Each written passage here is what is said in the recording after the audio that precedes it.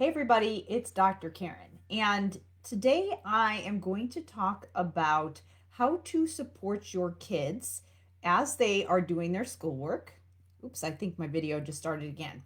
Again, this is Dr. Karen, and today I'm going to talk about how to support your kids in doing their schoolwork without coddling them or without giving them so much help that they're not independent. So, as a parent, it can be kind of hard. It's a subtle dance between figuring out when to step in and help your child so that you are giving them the support that they need so that they are successful, but at the same time, not helping them so much that they never learn to be independent and solve problems on their own. And this can be something that we think about whether our kids are really young and then up through the the young adult years. So I wanted to talk a little bit about how to do that when it comes to building the academic skills your kids need to be successful in school and also doing that in a way that it's preparing them for life. So, I am an SLP by trade, and so I spent a fair amount of time mentoring speech language pathologists, again, SLPs, who are helping kids who are working on communication skills, academic vocabulary, reading comprehension, and other communication skills. And then also I've collaborated a lot with general education teachers, special education teachers, and other professionals that support kids in K-12 education. And the thing is that everybody, while our roles overlap, it everybody has their thing that they work on that is their area of expertise. And as a parent, you are a key part of that team. I worked with students who were in special ed, and we had what was known as the Individualized Education Plan or IEP team. And that team always included the parent. And whether or not your child has an IEP, you are an essential part of that team because your child spends a lot of time with you and you know your child better than anybody who might be working with them. So it's really important to understand where you fit into that process.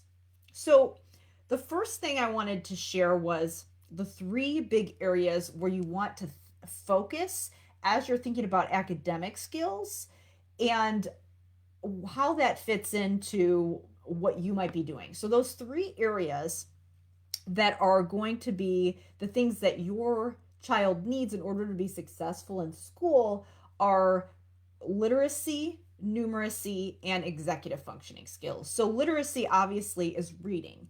And in the early grades, we are focusing on teaching kids to read. And then by the time they reach third or fourth grade, we go from learning to read to reading to learn. So they still work on English and language arts and have written essays that they have to do and have to read more complicated passages and more difficult words. But the shift is that now they are reading so that they can learn more content. So that's why we start having those content areas like science and social studies. So now they're expected to apply those skills that they've learned in the early grades and be able to comprehend what they read. With math or with numeracy, we're talking more about math, and they have to understand their math facts, and then they have to use that in order to do more complex problem solving.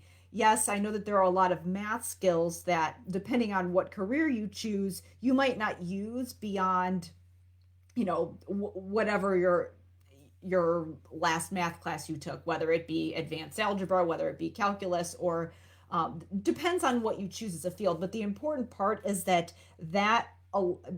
those experiences that you have when you're in math, you're learning to solve problems and analyze things. And so you're developing those skills, even if you're not directly applying those math problems to whatever you do.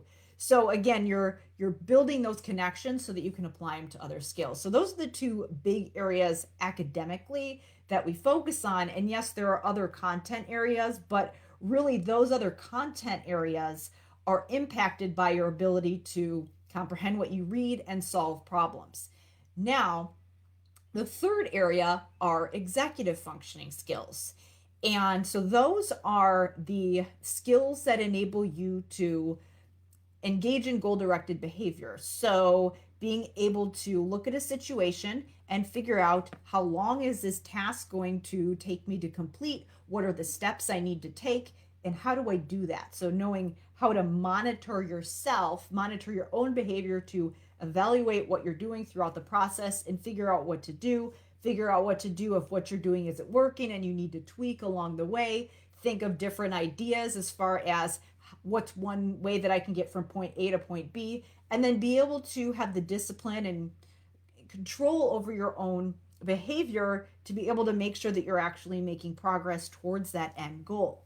So we want to think about, so the reading and math skills are specific academic skills, and then the executive functioning skills are those organization skills that are going to allow you to actually perform those specific academic skills, and then also be able to just manage your life. So it can apply to things outside of school as well.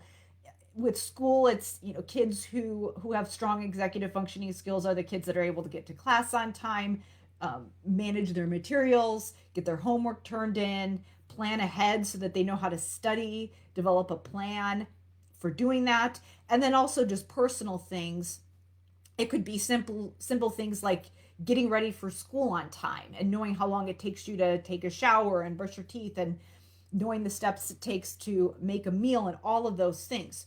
So when we think about that, and when you think about how you fit in as a parent, one of the most important ways that you can support your child's academic skills is, obviously, if you have a specific homework assignment that's given to your child, you can help them with that specific task, especially in the early years if they have spelling words that they're working on, or if they have a worksheet that they have to go through, or if they have math facts that they have to practice. Obviously, you can spend time with your child working on some of those skills directly if your child's teacher or anybody else that's working with them gives you a specific thing to do. But one of the most empowering things that you can do for your child is work on their executive functioning skills. So while it does make sense for you to spend some time focusing on those academic tasks, a lot of times the teachers are doing that. Obviously, if you homeschool your children, it's a little bit different because you are their teacher. But where you can come in and where you can work on specific skills is, again, those executive functioning skills that are more the high level organization. So, for example, your child might get to the point where they can, you want to get to the point where you're kind of weaning yourself out of being involved in the homework and teaching them the steps to take to do their homework on their own when they're ready to do that. And what happens then is that you are teaching them not just those specific academic skills, but also teaching them how to organize themselves so that they can practice those skills on their own. Because ultimately, that's what is going to need to be there for them to be able to continuing to learn without you involved in the process. And there are actually simple ways that you can start to work on your child's executive functioning skills outside of those academic tasks as well. So not just when it comes to organizing their homework and getting through specific academic things that they're working on. That is one place that you can work on it. But you can also start to work on executive functioning in day-to-day tasks, such as doing specific chores, making meals, getting ready on their own. And so those are some other areas where you can work on those skills. And that, if they're starting to learn to understand the steps they can take in doing those simple daily things, then they can start to apply those skills to school as well. So that's really a place where you can make a big impact as a parent, because the teachers are going to be working on executive functioning skills with your child as well. For example, when teachers show kids reading comprehension strategies, there's usually a process for doing that. When they have to read a chapter in a textbook, there are certain steps that they need to take along the way to make sure that they're understanding what they're reading and um, attack that plan in a way where they know that they're going to get the information. Or when they're writing an essay, there are steps to take. So there are a lot of executive functioning skills embedded in those academic tasks. Same would apply for math. There's always a process to take to get from point A to point B. So your child's teacher is working on executive functioning skills as well, embedded into those other activities. But where you can come at it as a parent, where they might not be able to, are those daily tasks, because you're the one that's there with your child during those activities. So that can be something that you can do as a part of that team for your child that will help to build their academic skills, but also is going to help them be more independent as a person as well. And really, if you think about what's more empowering, teaching a child to independently do a homework assignment on their own so that they can get better at whatever the skill is that they're working on, or leading them through it on their own and then having them not be sure what to do when you're not there. Well, obviously the first one is going to be more empowering for your child. So regardless of where they are, and again, it's totally normal if you have a child who needs a lot of hand holding throughout that process. It's very common, especially if you have a child that does have an IEP and might need things explicitly laid out for them. But the important thing is that that is a skill that you can improve with time. So whatever the status is right now, this is something that can definitely improve with strategies.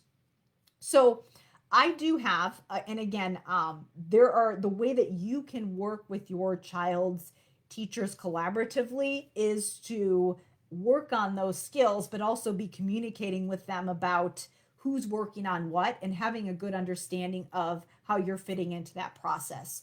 So sharing that information with your child's teachers about how independent they are with those types of things can be a great way that you can start collaborating with them and having that understanding of where everybody fits in as far as what they're working on.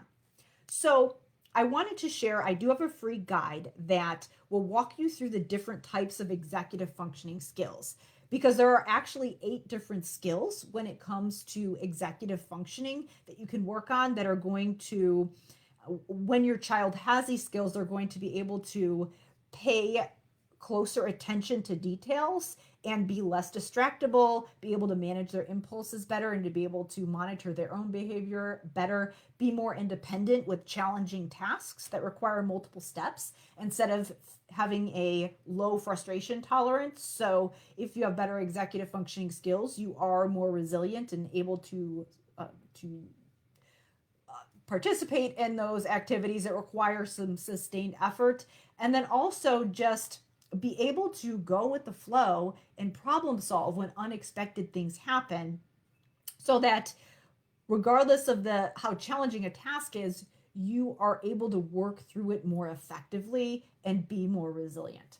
So I will share a link to that guide on executive functioning in the description of this video that's going to explain the types of executive functioning skills you can work on with your child so that you can use that to figure out how to support your child in those academic tasks that they're doing, and also better communicate how your child is doing with that with any professionals that are working with them.